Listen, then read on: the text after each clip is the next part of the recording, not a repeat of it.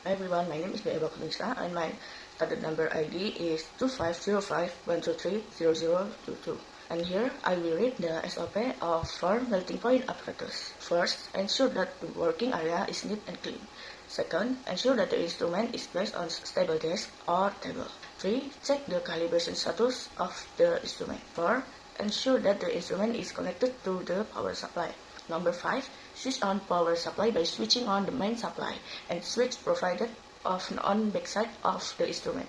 Display will show the starting temperature and rate of heating as per the default or previous setting. Number 6. Set the starting temperature using the numpad and enter key. Temperature start to increasing at starting temperature.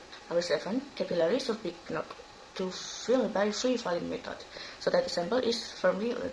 Loading height of the sample must be consistent. Number 8. Wipe off the capillary from any stains and dirt on the outer layer using tissue paper or cloth. Number 9. Now insert the capillary filled with the sample up to 3 mm and press burning key. Now the temperature starts to rise slowly. The screen displays the graph of light transmittance versus melting point. Temperature with initial and final melting point.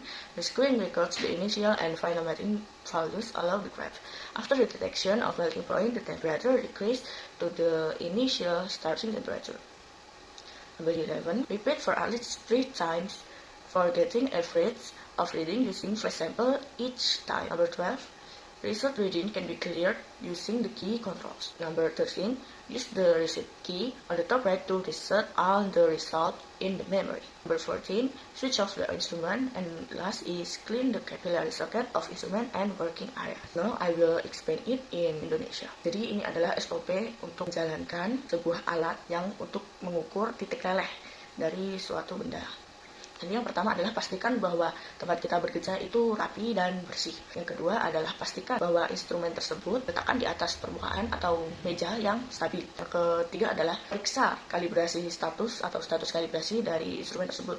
Yang keempat adalah pastikan bahwa instrumen tersebut terkoneksi dengan power supply atau listrik. Kelima adalah nyalakan power supply dengan cara menyalakan saklar yang ada pada supply utama dan juga saklar yang tersedia di belakang dari instrumen tersebut. Layar akan menampilkan starting temperature atau temperatur awal untuk memulai, dan rate of heating atau laju dari kenaikan suhu tersebut, dari kenaikan suhu untuk sampai menuju melting point sesuai dengan default setting, yaitu pengaturan awal atau previous setting atau pengaturan sebelumnya. Yang keenam adalah set the starting point atau atur suhu awal untuk memulai dengan cara masukkan numpad dan enter key. Suhu mulai naik dari starting temperature atau temperatur awal tadi.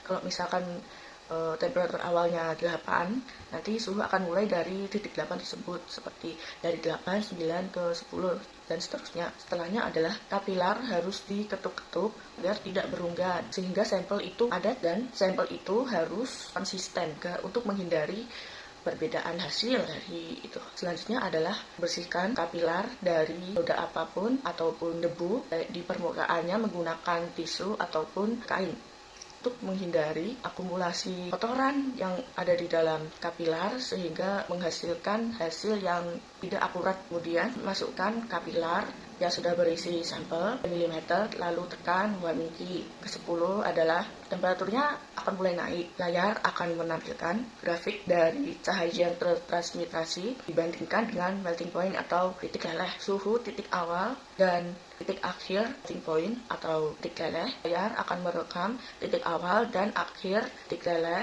bersamaan dengan grafiknya. Setelah terdeteksi titik leleh akhir, suhu akan mulai turun kembali ke suhu awal. Yang ke-11 adalah ulangi setidaknya 3 kali sehingga mendapatkan rata-rata hasil dari pengukuran tersebut, dan jangan lupa gunakan fresh sample atau sampel baru untuk setiap pengecekan. Yang ke-12 adalah bacaan hasil dapat dibersihkan atau dihapus menggunakan key control. Yang ke-13 adalah gunakan reset key yang berada di atas bagian kanan untuk mereset atau menghilangkan hasil dari segala pengukuran tadi dari data atau memori yang berada di dalam alat.